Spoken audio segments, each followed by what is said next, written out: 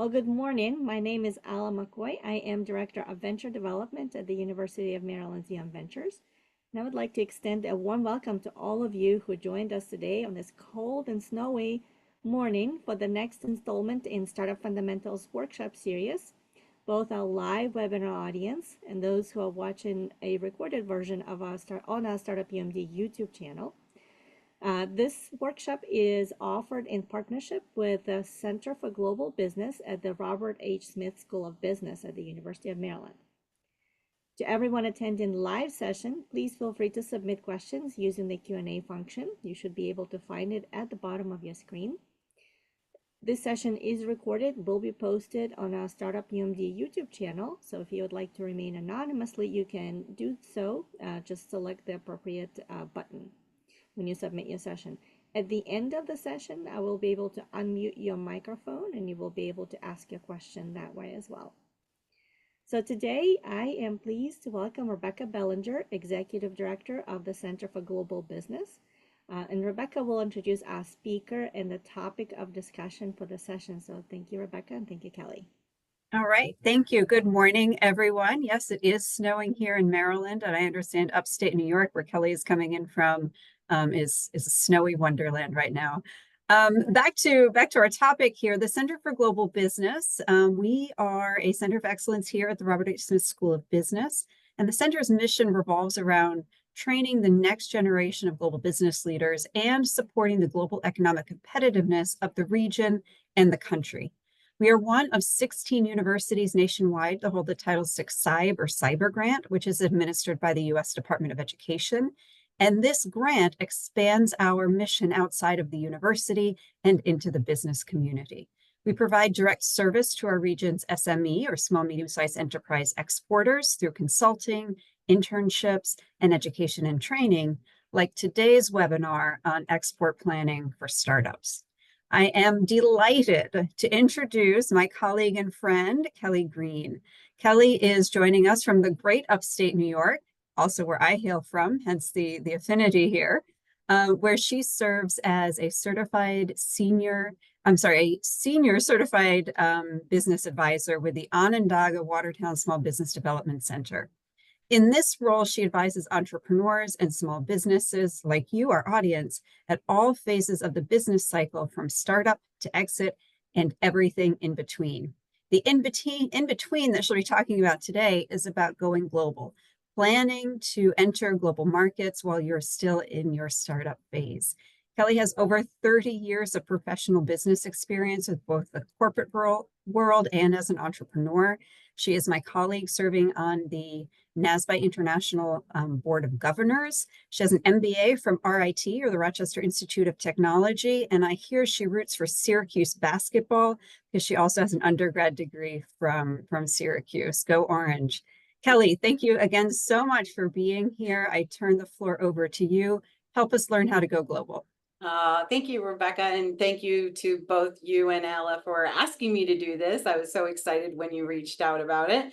And I have great respect for Rebecca. Tremendous. I tell everybody she's the rock star in the education space for international trade, and she won't admit it, but it is an absolute true statement. So especially winning the Presidential E Award. So the highest honor our nation has for anybody in exporting. And so Rebecca, you are a rock star. So thank you for asking me to do this. I'm excited to talk today. This is not something that is normally talked about, that when you're in the startup phase or early on, that you would think about going global, which is exactly why Rebecca thought this would be a great topic for us to talk about, because people don't talk about this.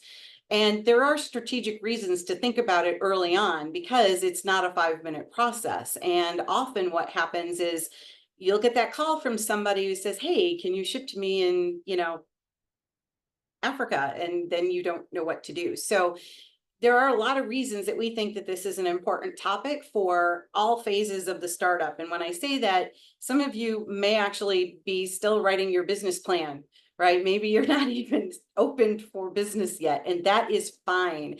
I deal with that all day long. That is what we do here at the SBDC. And you are in a perfect position if you are really, really new to start thinking about this and strategically planning well in advance. Most people, like I said, don't until much later when the opportunity arises. Now, if you happen to be in that category where you're already in business and maybe you've been approached by somebody to go global, this is still for you. Everything we're going to talk about is relevant no matter where you are in your business cycle, but we're focusing largely on wanting to get people to start thinking about this before you get that phone call. But like I said, if you've already had that phone call, this is still for you. There still should be information to help you. Even if you're thinking you're ready to go global right now, hopefully there's some good information in here for you. So let's jump right in. My slides will advance. Uh-oh. There we go. All right. So why go global? Some of the statistics, well, 98% of the world's population lives outside of the United States. So if you are a budding entrepreneur and you're thinking, I'm going to go start my store down on Main Street, and that's really the market you're thinking about, you're probably not thinking about where you can sell in the world. But we want you to start thinking about that because the vast majority of the world is not here in the United States, and we are truly living in a global economy. The United States is a little bit behind in this when we talk about going global. The rest of the world is way far ahead of us, not just in terms of how they travel, but also in how they buy and they do business. So we want you to start thinking about it so that you can be among those that can capitalize on that. Now, I know what you're thinking. 98% lives outside of the United States, but some of them live in third world countries and they may not have a lot of money to buy, right? They can't even put food on the table. Okay, I get you. But the truth is, 2/3 of the purchasing power globally is still outside of the United States, which is around 66, 67%. So while that's not maybe 98%, it's still a very large portion of opportunity around the world that you don't get if you stay right here in the United States. So, interesting little fact.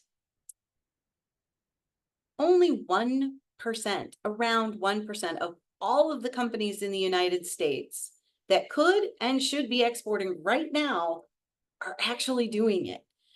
And most of you probably assume that those are the big companies, the Nikes of the world. Well, you're not wrong. Nike is absolutely exporting. You can go anywhere and find a McDonald's hamburger.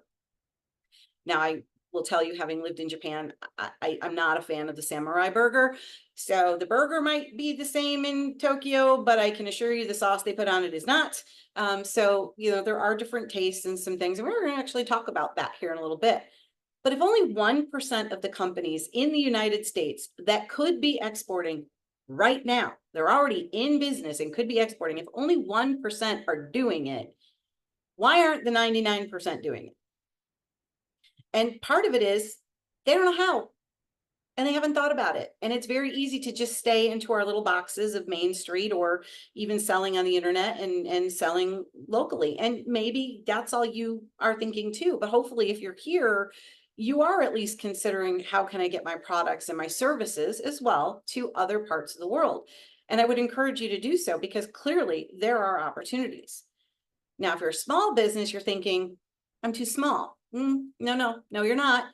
Because 98% of that 1% that are actually exporting are small to medium-sized businesses. And what we mean by that is, well, the vast majority of them, like 95%, are under 50 employees. And over 82%, I think it is under 20 employees. So don't think you're too small. If a vast majority of those companies are very small, then you're right in line with them. So don't put that size limitation on yourself because those small businesses are also the ones that account for over 1/3 of the merchandise exports from the United States. So clearly small businesses are kicking the butts of those bigger companies out there when it comes to actually going global. We should give you an awful lot of encouragement. Interesting little fact though, while we are not the biggest exporter in the world of products, we are the biggest exporter in the world of services. Now, services, we can be insurance, accounting, or teaching classes like we are doing right here. And yes, teaching online is considered a service. It is considered an export. And yes, there are regulations if you are going to do something like this in another country that you need to be aware of. Shocking, I know. So some of the strategic reasons to plan for going global. We gave you the reasons for why you should. There's huge opportunities. But why should you plan ahead for this? Well, first of all, it's a great opportunity to diversify your market and your brand. You're going to overcome your dependency on the US market. So if there's an economic downturn here, and while we're all, well aware that if there's a downturn here, there's often a downturn somewhere else. But if you are in other markets, you are actually 8% less likely to go out of business. That doesn't sound like a lot, but small businesses, as you probably have heard, are 95% go out of business in the first 5 years. Well, we don't want you to be in the 95%. We want you to be in the 5% that stay in business. That's what the SBDC, that's what we do here to try and help you. And I'm sure that's what Alla and Rebecca and all of their programs are doing as well. The goal is to give you the tools and resources to stay in business. But if you export, you're that much less likely to go out of business because you have diversified your market. You're not depending on one place. You also obviously are increasing your revenue potential because you're selling more to a wider audience. Interesting one that a lot of people don't think about, but if you have a seasonal product, you're going to potentially balance out those seasonal fluctuations. So we just talked about how it's snowing here. I'm just so thrilled about that. And it's snowing in parts where you may be. Okay. So you're probably not running to the store to buy suntan lotion. Just a guess. Not unless you're getting on a plane like I am this weekend and going off somewhere warm. But it's not a market for us in upstate New York for suntan lotion this time of year. But you know where it is a market for suntan lotion? And yes, the Caribbean and all this, but also the Southern Hemisphere, Australia, New Zealand. It's summertime there. So if you have a product that might have some seasonal fluctuations, it's possible that you can find other markets where you can still balance that out instead of taking a downturn in the winter or in the summer or whatever your product may be. You might be able to sell that somewhere and balance that out. Economies of scale goes without saying. The more you are able to sell, the more you can produce, and then you can get that per unit cost a little bit lower. But this is also true in shipping costs. The more you can sell and fill out, if any of you are doing small parcel or LTL shipping, you know that a pallet, obviously you don't need to pay for the whole truck, but you're paying more per unit than if you did have a full truckload.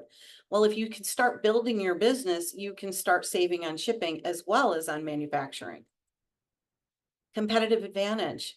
Well, we just said only 1% of the companies in the United States are exporting. You might be able to beat some of them simply by going into other countries or being the first into a foreign country for a product and service that might not already be there.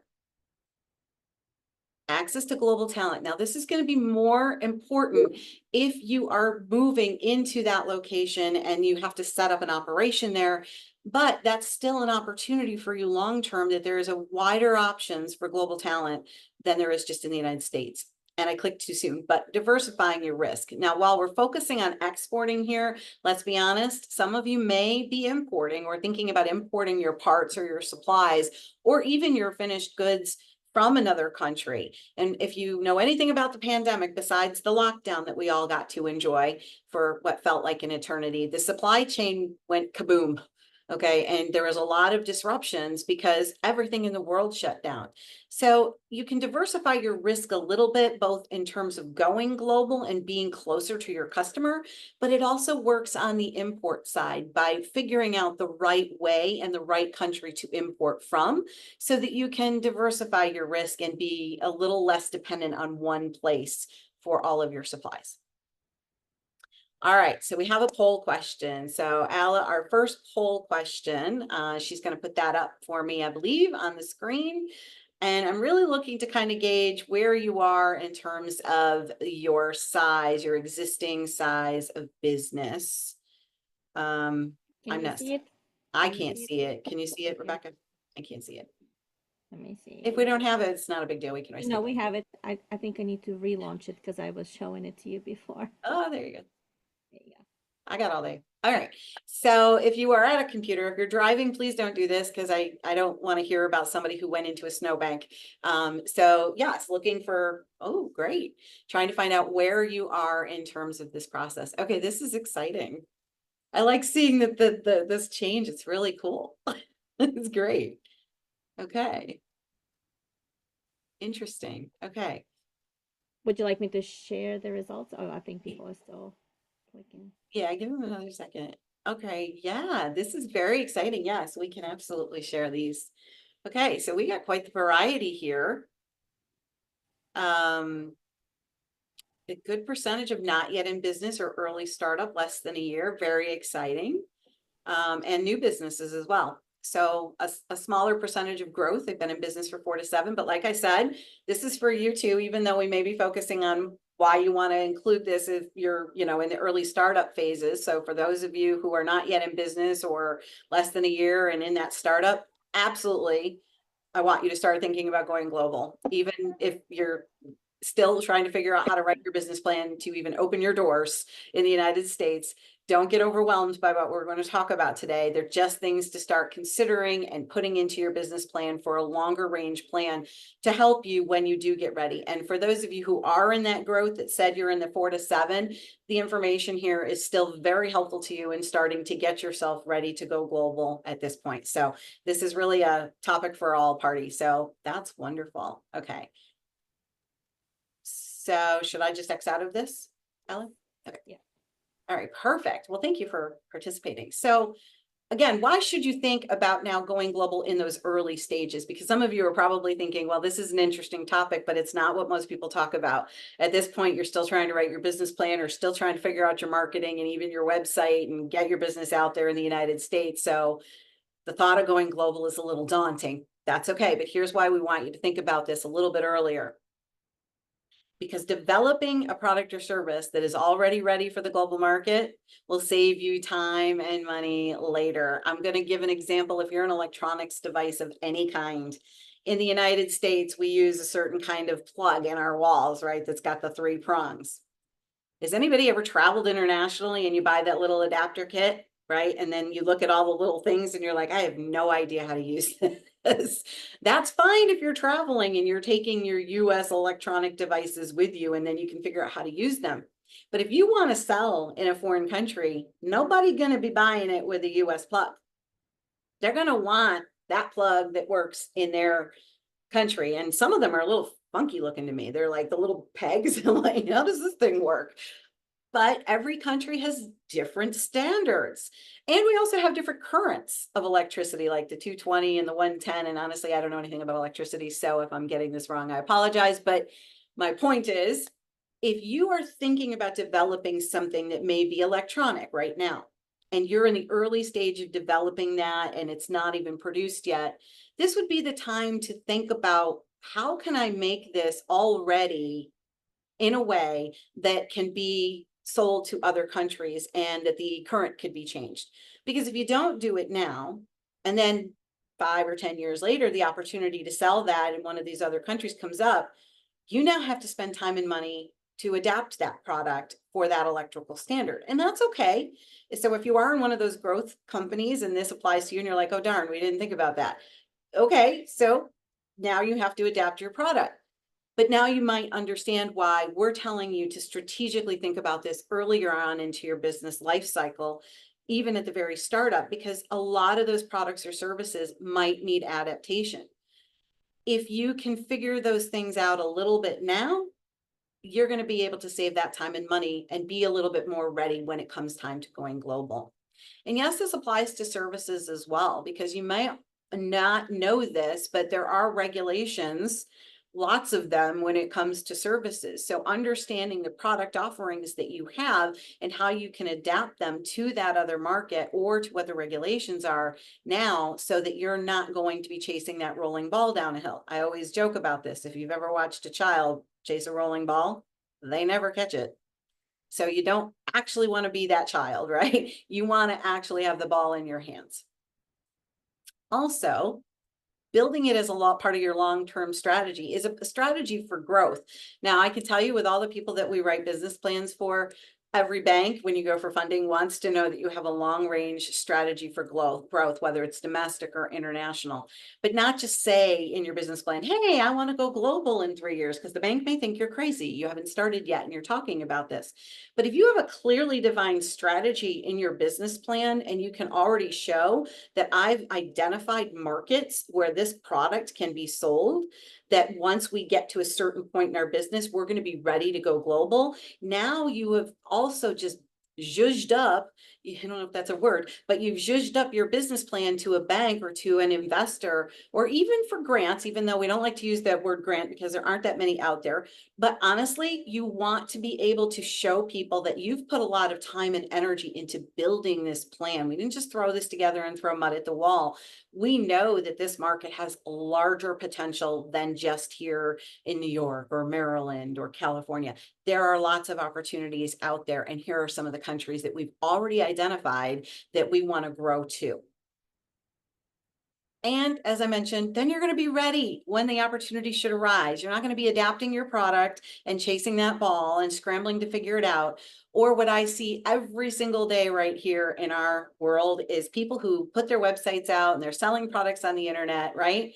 And sure enough, somebody calls them and sends them an email from Europe. Hey, do you ship to Europe? Well, they're thinking, well, how hard can it be? So they go down to the post office and they pack up their box and they send it on its merry way. And they usually end up calling me at some point in this transaction because it often gets stuck somewhere in this process because they didn't think about that little thing called duties and tariffs. Now it's stuck in customs in a foreign country. Their customer's mad because they're getting calls to pay the duties. And they're like, I'm not paying duties. I already paid for this product. And the product isn't arriving. And now you are getting called by a foreign country because you didn't do something right. Yeah, that's not how this should go. And to be quite honest with you, when I told you only 1% of the companies in the United States are exporting that could be, some of it has to do with this lack of knowledge and fear, or they have attempted this and they got burnt. I have a client right now. It's a food manufacturing company. They are a wonderful company up here, and they went through the process of trying to go global, and they did a lot of things right and used some of the resources we're going to talk about later. But they didn't know about credit risk insurance. Well, they didn't get paid from a buyer in Finland. And so they were just like, we're done. And so when I got talking to him, I'm like, well, I can solve that problem for you. It's called credit risk insurance. He's like, well, what's that? So he's now interested in starting this process again with more knowledge and more information. And there are plenty of resources out there. And I only have one slide with a handful of them, but they're the big ones. There's more even than that, but those are the ones to start with. Take full advantage of the resources and assistance that are out there. Most of them are free, and they are there to help you to do this and to understand how to do this and to do it right. But those are the things you want to start before that opportunity comes up. Like I said, don't wait till you get that phone call to start making calls to all these resources and trying to figure it out, because you could either end up doing it wrong and getting discouraged like so many people, or getting yourself in trouble, which is not what we want you to do, and you get burnt. So be ready when the opportunity arises. All right, poll question number 2. This one, I'm more interested in what kind of industry you're in. Now, there's 5 billion industries and NAICS codes out there, so obviously I didn't list all of them. I'm looking to see if you're more of a consumer product or if you're IT, technology, food, or cosmetics. If you consider yourself a service business. Oh, life sciences. Awesome. Okay. I love watching this little slide thing. It's cool watching all the results come in. Okay. Consumer product. Okay, so a little bit of a variety. I'm kind of surprised we don't have more technology or service. All right, perfect. So consumer product, food, cosmetics. Great. I'm a big fan of food exports. It's a big part of what I've spent a lot of time in my career doing, because I mean, face it, we all have to eat. So even though tastes are different, oftentimes there's huge opportunities for food products and even cosmetics. All right, perfect. All right, I'm going to close that one out. All right, well, thank you. So that helps me, I think, focus a little bit on some of the things we're going to talk about. Oops, it came back up. All right, consumer I'm product. sharing the results so everybody can Oh, see. sorry. Yes, And consumer product, 33%, 50% life sciences. Okay. Interesting. so whenever everybody's ready, you can just X out of that. Okay. Perfect. All right, so some of the things to consider when you're writing your strategic plan here And again, in the hour or so that we have, right, a little less than that, we're not going to cover writing your entire business plan, but I want to give you some of the things that you really want to look at as top level things to be looking at to get you ready. Okay. One is your market identification. And everybody thinks, well, I'm just going to sell to Canada because it's close. It's easy. We have a good trade agreement. They speak English and they have very similar taste to us. And you know what? All of those things are true. Canada is one of our largest trading partners for those very reasons. So I'm not telling you not to look at Canada, because Canada very well may be a good market for you. And sometimes it's a good first market for you to get your feet wet. But don't focus solely on the easy or the normal market simply because of language or something that might intimidate you, because your product and service may have opportunities in places you would never have imagined. And precisely because everybody is thinking about the easy to go to markets like Canada. So, for example, I worked with maple syrup. Now I'm in upstate New York. We got great maple syrup. I'm sorry, but it is better than Vermont's. Fun fact though, Vermont actually buys maple syrup from New York and labels it, some of it Vermont, because we have more trees than they do. And this is a fact. Sorry, Vermont, I just outed you. But Canada also has maple syrup. They're very, they even have the little maple logo, right? So everything is maple in Canada. Do you really think Canada's buying maple syrup from us? Probably not. Probably not a lot of it. So if I have a maple syrup product, I'm probably not selling to Canada. It's probably not a huge market potential. But you know where oddly is a interesting growing market for maple syrup? And it's not Europe. And there's markets for it there, but it's Asia. And I'll tell you why. They love sweet things and they love honey. And there is a global shortage of honey. And before you, by the way, think that if you're producing honey that you can export honey, we are actually a net importer of honey in this country because we don't even have enough to meet our market. So if you're a honey producer, there's plenty of opportunities here. I'm not saying don't go global, but trust me, there's opportunities because we're importing it.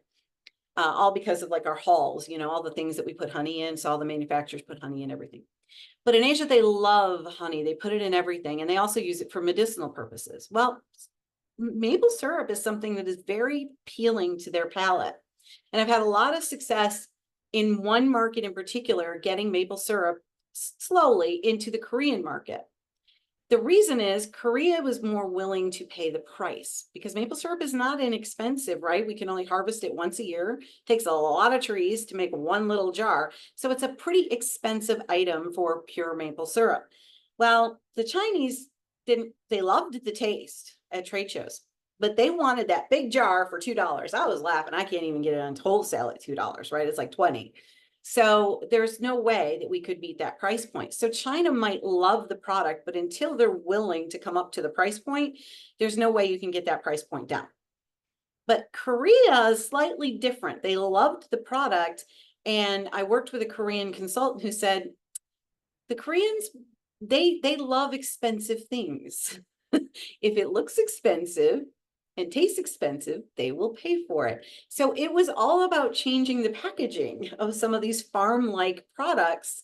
And we've had some success in that market and now they love it. Now it's still a growing opportunity there. It's not like you can find it everywhere, but that's what I'm talking about, right? Where could you go with your product that you may not have already thought about because the market doesn't even know your product exists? So think about other markets.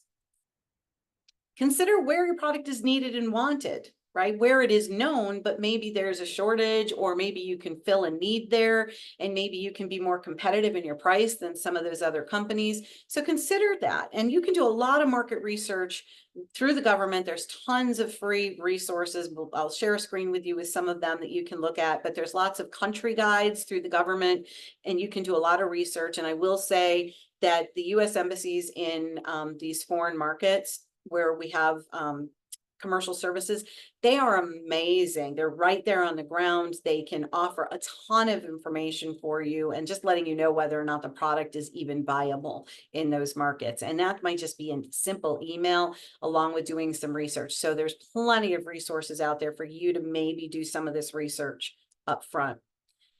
consider countries we have trade agreements with. Now, this should go without saying. If we have trade agreements, right, the duties are going to be lower, so therefore your landed cost and what you can sell it for is more competitive.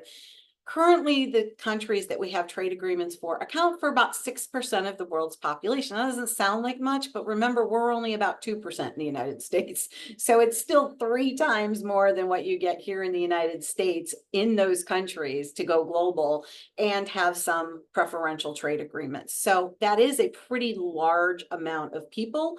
And they do account for about 50% of all US exports. Now, that doesn't mean you have to do it with somebody with a trade agreement. I'm simply saying that might make it more competitive from a price standpoint, but don't just look at those countries, right? Look at countries where there's a viable market potential. But I also want you to really think about this. Countries that we have some friendly relations with. And as you know, there's a lot of saber rattling going on in the world right now, right? They keep saying World War III, I don't know. But there are some countries that don't want to play nice with us and with us with them. So right now, China is a huge market potential. But China is kind of sticking to tariffs to us because we've done tariffs to them. And with all the other saber rattling and the threats potentially militarily outside of that, and you also have to look at things like the freight costs from China are off the chart. So China might not be the right market. I'm not saying don't go to China. I'm saying be very aware if you choose to go to China that there are some potential tensions and some of those things, and other countries as well. You need to understand that what happens if we end up putting embargoes and stuff like we did with Russia. Well, now you can't sell to that country. So keep in mind, if we're not maybe all that friendly, that could throw a curveball in your plans long term. Language and cultural barriers. I know this is one of the things that intimidates, especially Americans, because we typically speak one language. Most of us speak English. Some of us don't even speak that well. I'm guilty. But around the world, English is pretty standard as a business language. That doesn't mean you shouldn't learn a few key phrases in these countries, because having respect for where you're going and even be able to say konnichiwa in Japanese, right, to somebody. I lived in Japan for 4 years, so unfortunately I don't speak fluent Japanese, but I do still remember a few things, right? So being able to share that and show that respect to them and understanding the cultural differences. I will give you an example. I worked for a Fortune 500 company many years ago. I worked for Carrier Corporation. You've probably heard of them, the big air conditioning company. And my boss was so frustrated with the Japanese supplier. I mean, to the point where he was like yelling at the phone. Now, to just date myself here with how old I am, this was late 90s. So it was before we had this kind of technology where we could see each other. Yeah, I know some of you are probably young enough to not even know what I'm talking about, right? You know, so we still had phones with cords back then. So we didn't really have this kind of technology. And this guy in Japan, this supplier of ours, was late every single week with all of the shipments. And it's frustrating because they were parts we needed for manufacturing, and we were the global logistics department. So my boss was like not real friendly to this guy, which of course is not the right response. That doesn't get you the response. And he kept saying, I'm sorry, I'm sorry, I'm sorry. Yes, I promise, I promise, I promise. But I was in the room listening to this conference call because my boss is like, all right, so it's got to be on the ship on Friday. Yes, yes, yes, yes, yes. And I'm listening to this and I said, Bruce, shut up for a minute. So I start talking to the guy and I, said, oh, konnichiwa, and I start talking to him a little bit in Japanese. My boss had no idea what I was saying, but I changed the question a little bit. I said, when do you think you can get this, meet this demand? And he goes, oh, maybe 3 weeks. I said, no, when can you guarantee it? He goes, 4 weeks. My boss is like, wait, you just said it would be Friday. The problem was understanding that in the culture, many Asian countries, they don't want to say no. And it's not a flaw. They want to please us. And I love the Japanese for that, because they always want to say yes. The problem is sometimes they shouldn't be saying yes. But it was cultural, and we couldn't see his body language where he was probably saying, right? Because we didn't have a screen. So it was a matter of knowing what kind of question to ask him to put the ball back in his court and to change the question a little bit to get to the realistic answer. And as soon as we did that, my boss was like, okay, I'm not happy we have to wait 4 weeks, but if that's when he's going to commit to, and from then on, that guy was never late. What he committed to, he met. So this is just an example that I give you because it's really important to understand that there are differences of how we think and how we do business, and understanding those, this isn't meant to intimidate.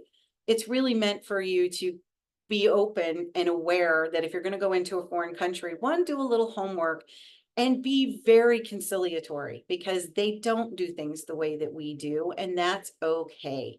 But there still could be a huge opportunity there. So take a step back and say, okay, they want things done a little differently. Can we do this? And really work through that.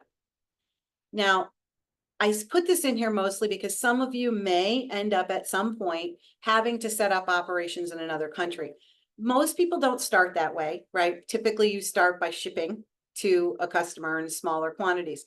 But if you were to get a big customer or a big agreement out of the blue, and they wanted you to set up in the region because they need you to fulfill quickly to all of their grocery stores, for example, then you may need to figure out how to set up an operation there.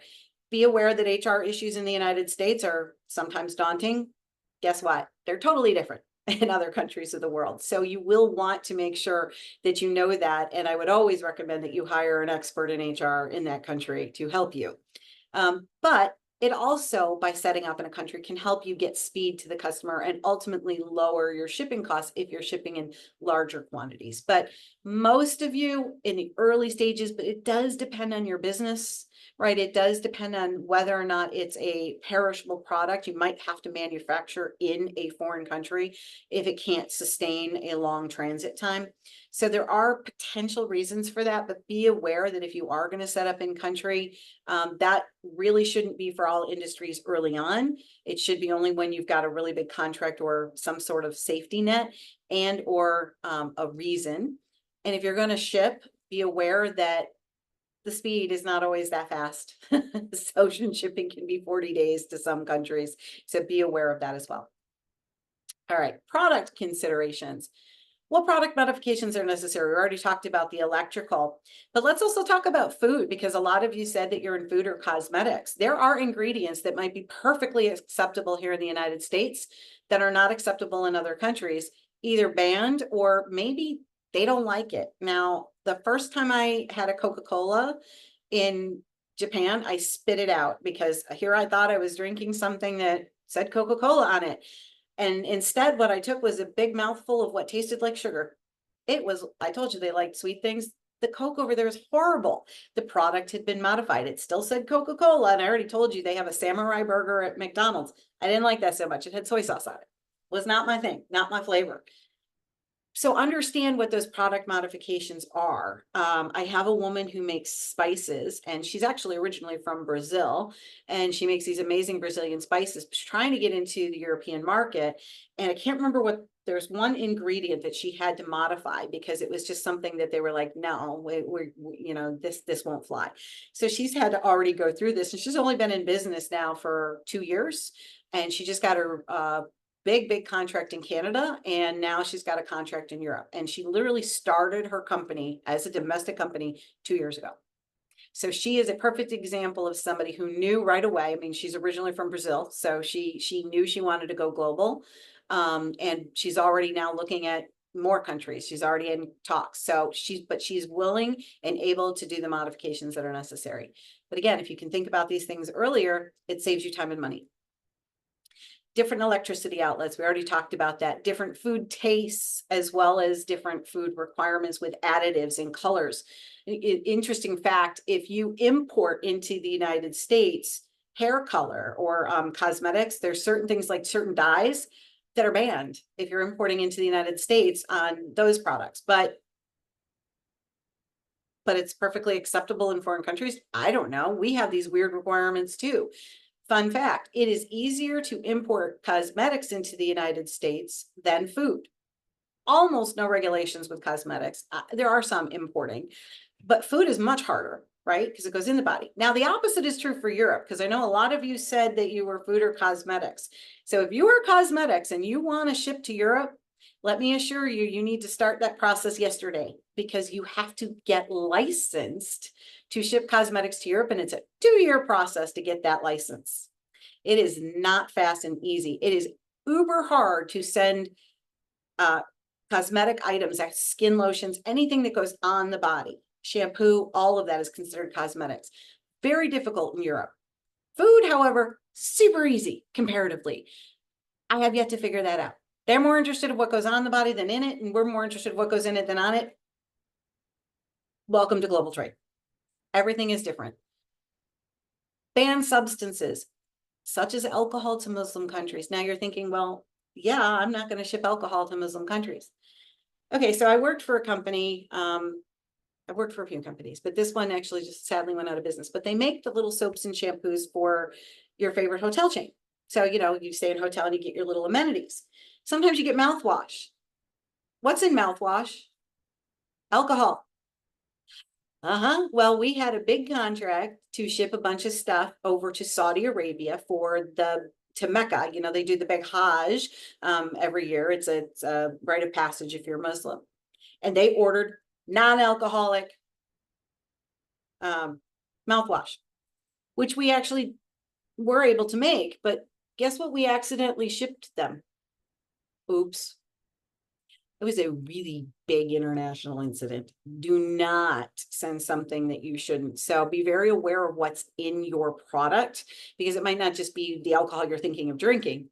Okay, alcohol can be a product that is in certain items, right? Like cosmetics and things like that, can't be sold in certain countries. So be aware of those products and things that are banned, even if you think, oh, they're normal. Well, maybe they may be normal here, but not there. Labeling requirements, every country of the world has them. But the one thing that always seems to get US companies into a tizzy is the fact that we're not on the metric system and the rest of the world is. So where you're used to pounds, they're into, you know, milliliters and centimeters and what's the conversion? I'll be the first one to tell you that without a calculator and a chart, I have no idea. I've been to Canada, and whenever I see the speed limit in kilometers, I always have to look at my dial because I cannot do the translation without something in front of me. But we're really like the only country of the world that does not use the metric system. And metric system is also used in shipping. So you will need to understand some basics of the metric system and know how to change your labeling and make it correct. There's also language requirements. Typically, most of the labeling will often have to be in the foreign language. I highly recommend that you hire a translator, especially if you're putting in something in Arabic or in kanji, because yeah, my lovely company, Marietta, this is another thing we screwed up in the Middle Eastern countries. I can't make this up. I can't remember what it said, but somebody said something like your mother is a big fat pig or something. We said something that was highly offensive, and it wasn't intentional, but there was something on there that was wrong. Okay, so make sure you're using somebody who is a native speaker. Hire them in the country, because sometimes translators here are people who have learned it. I would recommend you find somebody in the foreign country to do the translation that actually knows the language.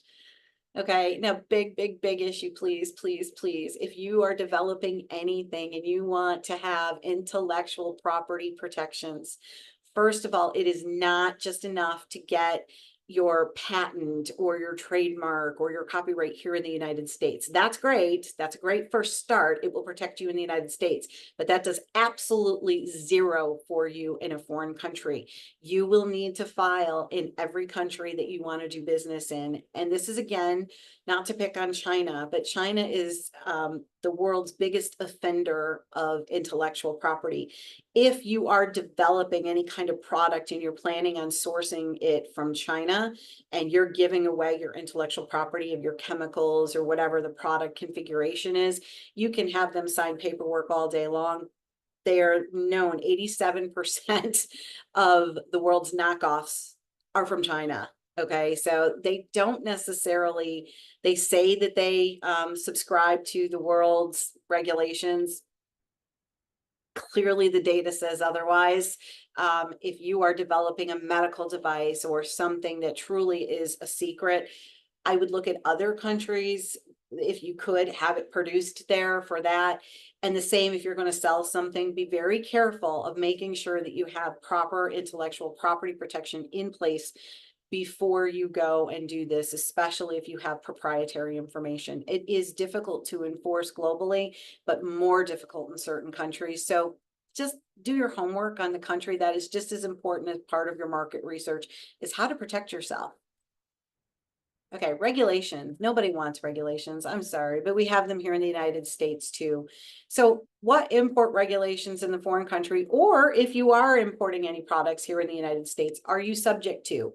Now, those regulations can be everything from, as we talked about, banned substances, or it has to meet certain requirements, all of that, safety requirements, but it can also be quotas. It can also be, oddly, weird products that are banned and you don't know why.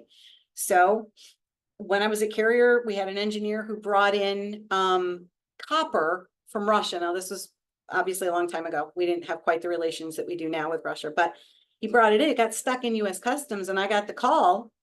Is it flat or finned? Now, I can assure you, I knew absolutely nothing about copper. I still don't. I didn't know there was such a thing as flat or finned. And I said to the customs guy, which one's allowed? And I can't remember what the answer was. I said, let me get back to you. And I went over to the engineer and said, dude, this isn't, let your fingers do the walking and it magically shows up on your doorstep. Turns out we actually did buy the one that we could bring in, thankfully. But who knew? The other one was banned. Okay, you want to know this. Quotas are also something we don't hear a lot about, but they exist. We actually have quotas on cotton textiles here in the United States. So all of those things coming in, like our clothing, if you look at your tags, right, it probably says made in pick a country, right? 90% of the time it's not made in the United States. We do have quotas on that. And usually our quota system is like an open quota system. So it's not given out to individual companies, right? It's not like a bid process. You just magically, every time something is brought in, it deducts from what our quota is. But once that quota is hit, nothing else can come into the country until the new year starts, because the quota has been hit. So what always happens this time of year with all of these companies bringing in clothing, we usually hit that quota about now. And then so some of that stuff has to sit and wait before it can actually be entered into the United States commerce, because the quota doesn't reset till January. Which is why you see a lot of these textile companies importing over the summer, right? They try to get in before all of this happens. So when I was at Marietta, the same company that made a lot of Muslim mistakes, maybe that's why they're out of business, but we also made those beautiful cotton robes and cotton slippers that you get in those really nice hotel chains, the ones that I can't afford, those hotel chains maybe some of you have been to. And I had just started there. I literally had only been with the company for a few weeks. And all of a sudden I am like being rushed into the CEO's office because they have all of these ocean containers stuck in customs in Amsterdam, in the Netherlands, and they couldn't clear them. And so I'm like, why? Well, it turns out two things. There was a cotton quota in the EU. And in order to be partaking in that cotton quota, their system was more of a bid system. You had to have the license or find somebody who had open quotas to piggyback on their license. We didn't have that. That was number one. But the slippers, they had something called an EVA sole. You may have heard of that now because it's become more popular, but at the time I didn't even know what it was. It was made in China. It was banned in Europe. So there was legally no way we could bring in those robes and those slippers for the all-important holiday season for these very large hotel chains that were monogrammed with their hotel logo on it. So who else are we selling them to? So we ended up having to reroute them because I found that we could ship them legally to Africa to their hotel chains there. Well, okay, so we ended up doing that, which cost us a lot of money. But did we manage to upset some customers in Europe? Mm-hmm.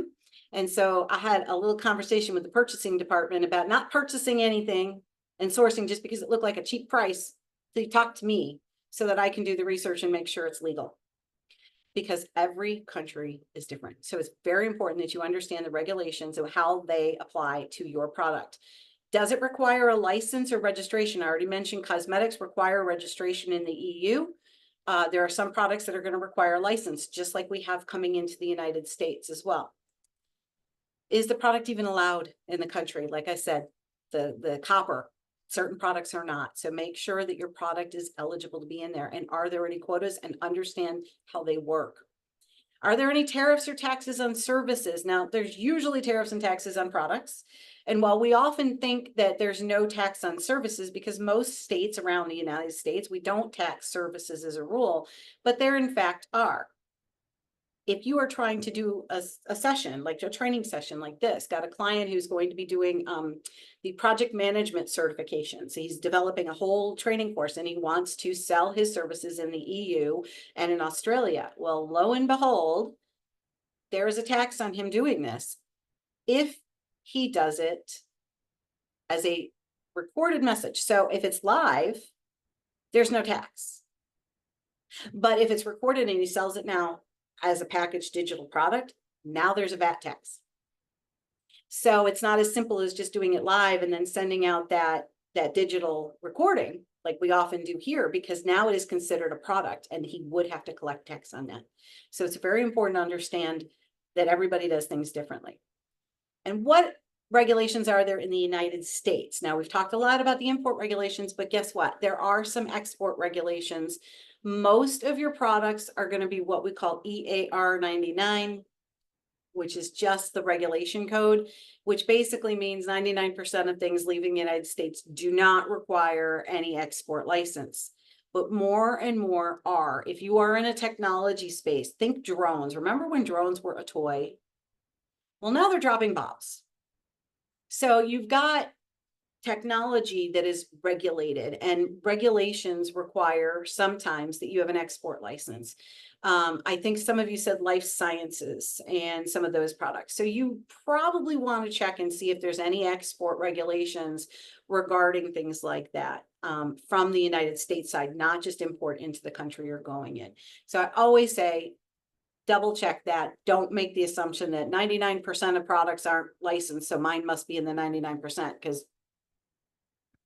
you don't want to be in the 1% and find out the hard way. And so do you need that export license? All right, since I'm running out of time. Pricing strategy.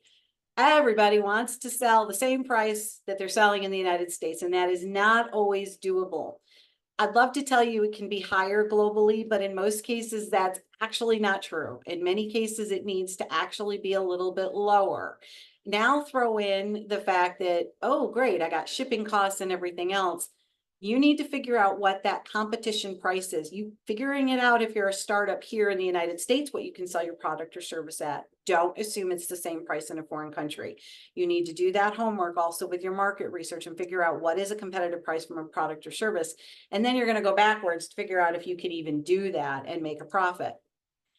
What do that foreign market consider reasonable? Remember, I told you that I can't sell maple syrup in China because their idea of reasonable and ours was not the same, but we can sell it in certain other markets. What are your costs? Now, I love it when I get a startup company, and I might be picking on some of you if you're real early in your startup. So forgive me, but I get somebody who'll come in and they'll tell me, well, yes, I figured out I'm going to sell, I don't know. I just have this cute little widget sitting here. I don't know if you can see it. It's one of those little bobble things, right? I'm going to sell this widget for 20 bucks. Okay. But I'm only paying $10 for it. So I'm making 10 bucks. And I'm always like, no, you're not. Because you have sales taxes, you've got, maybe duties or taxes, you've got transportation, you've got your marketing costs, right? There's costs that you have as a business. When you are going global, you have different costs. You have a lot of the same costs, but now you're going to have to market in a foreign country, potentially in a foreign language. You're going to have shipping costs, which, by the way, are variable. Shipping costs are not steady.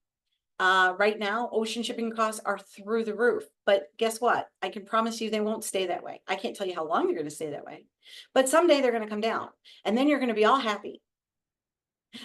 But don't get too happy. Put away some money, because as soon as you get comfortable with the lower costs, guess what? They're going to start coming back up. We know this about the shipping industry. Ocean shipping is a very unique little case because the ocean shipping carriers have something called antitrust immunity globally. And if you've ever heard of OPEC, like the cartels with oil, well, guess what? That's what we have in the ocean shipping industry. So they can kind of do what they want, and it's based on supply and demand. So your shipping costs are going to change, and they can change wildly. Back before the pandemic, company I was at, we were paying $4,000 for an ocean container from Asia to the United States. Today, that price is over $20,000. That's a lot higher than inflation. So, but will it come down? Yes, I just can't tell you when. And will it go back up? Yes. Tariffs and duties, you need to understand what they are. Now, everybody says, well, I'm not going to pay those. I'm going to let my customer pay those. Okay. Ultimately, your customer's paying them anyway. And the reason your customer's paying them is because even if you're paying them, are you not passing them on to your customer? You're going to build them in. Any cost you're paying, you're going to build them into the cost of your product. But understand, if your customer is the one, especially if you're business to business and your customer is paying those tariffs, you may have to adjust your price, right? Because they're looking at it from the total cost. Those tariffs affect their pricing. So you need to know whether you're paying it for it or not. You're going to be building it onto the total cost. And if they're paying it, they're building it onto the total cost. Your foreign marketing, you should have a website that is in a foreign language. There's a wonderful statistic that says 76% of shoppers prefer to shop in their native language. So if you're selling online, you may have to have a foreign website. Also, 66% of business to business buyers. So if you're selling to a corporation, you have a business to business type product, maybe in life sciences. Okay. Those buyers are willing to spend more if you can treat with a local presence, with either quick service, but having like returns in their country, speaking the language. Think about if you're buying a car in the United States. We all buy foreign cars. I drive a Honda, but guess what? I have a Honda dealership here. I didn't order it from Asia. I got it here. So think about the fact that those business to business customers of yours, if you are in that space, they're going to want you to have things in a local language and to treat their customers more of a local, so it doesn't feel as much like an import. They're more likely, 66% of them, to buy your product and spend more if you are willing to make it local standard. Do a landed cost analysis. I don't have time to get into all of the ins and outs of that. There are some great courses on that actually out on the internet, but I will tell you the essential thing is know every single cost that goes into your product, and then figure out if you can sell it at a price that is competitive and that you can still make a profit. And big issue, when and how are you going to be paid? Like I told you, I have a client right now that got burnt by this. You need to understand, if you're giving credit to a foreign company, there's a risk, just as there is with the US one, but now trying to collect on that overseas is difficult. Good news is there's products like credit risk insurance through the Ex-Im Bank, which are relatively inexpensive and will protect you for something like 95, 97% of your total cost. So if you're shipping that and they stiff you after 60 days, you get that money back in this insurance policy. And of course, then you won't do business with that company again unless it's cash up front. But you also have a cash flow risk, right? So if you're shipping to anybody, even in the United States, and you're giving them payment terms, you've had to build that product and pay for all of this stuff, and now you're waiting for that money. So there's a cash flow risk. And sometimes in international, it is a little bit of a longer cash flow risk. And currency fluctuations, be very aware of what currency you're selling in. A lot of us want to just always sell in US dollars. That would be the easy way to do it, but it doesn't always work that way. So understand that those currencies fluctuate, some more than others. So be aware of what that is when you're pricing and hedge. Kellie, you've given us so much to think about. We are so close to time right now. Do you have a couple or maybe one or two slides to kind of wrap things up for our audience? Yep, just a couple of other quick considerations. Really think about your capacity to scale to demand. It's great to think about going global, but you need to be able to produce what might be in demand, and look at some of those finances internally and the cost to go, because it's going to cost you marketing and sales and trade shows. There's costs that go on that, even though there are some grants that you can get to offset that.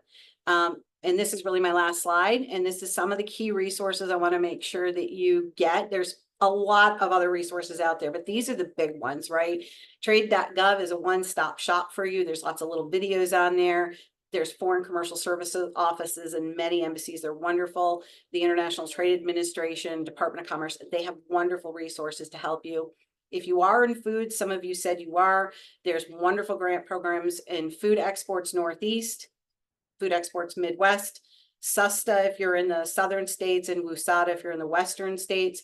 They have amazing programs, not just grants, but a lot of training and other assistance to help you. Obviously, the Office of International Trade at the SBA. I am at the Small Business Development Center in New York, and we exist in all 50 states and territories. The Ex-Im Bank and your state economic development agencies often have a lot of resources as well. Well, thank you so much. Like Rebecca said, you gave us a lot of information, really interesting.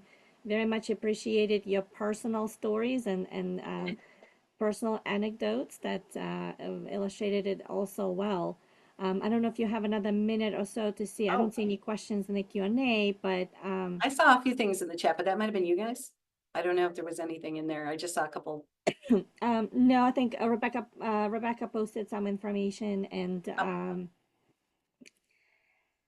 I want to be respectful of everybody's time. Yeah, and again, just to summarize, there's huge opportunities out there. So even if you're a startup, don't get overwhelmed by it, but start thinking about it, start strategically planning, and don't wait until the opportunity comes up, and use those resources to start planning. And I love to say it, failing to plan is planning to fail. It's true in business. I don't care what stage of business you're in domestically as well. You really need to have a plan. But I'm here if anybody has any questions. Well, if anybody has any question, please type it up or raise your hand. Otherwise, I would like to thank so much Kelly, and thank you so much Rebecca for organizing this. Maybe we could organize more sessions in the future on specific topics, like maybe food focused or depending on what the interest is. Yeah, thank you so much for having me, and hopefully I answered some things that people were interested in. And Rebecca knows how to reach me if you have any specific questions to the slides that you might need more elaboration on, although I'm pretty sure Rebecca knows the answers. I will pass all of the Oh no. on to you, my friend Kelly.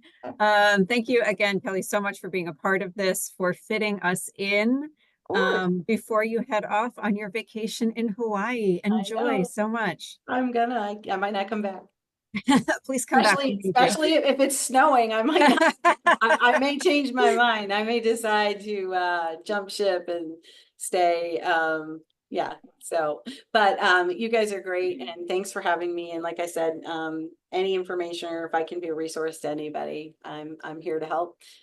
And so is NASBITE. I didn't put it on the slide, but Rebecca and I both serve on the board of directors, so we're a little biased of NASBITE, but it is a professional organization for global trade, and it's for all different, for educators. So if you're an educator, you might want to get involved. It's also for government entities and businesses. So we're there to help too. Exactly. Great. Yeah. All right, Kelly, thank you again so much. Ala, thank you for partnering on this. Thank you, to all of our participants, let us know if you have anything else. My email is in the chat. Right. Thank you so much, and thank you, Rebecca, for organizing this. Take care. Thank you, Kelly. All right. Thanks. Bye. All right. Have a great day. Thanks. You too.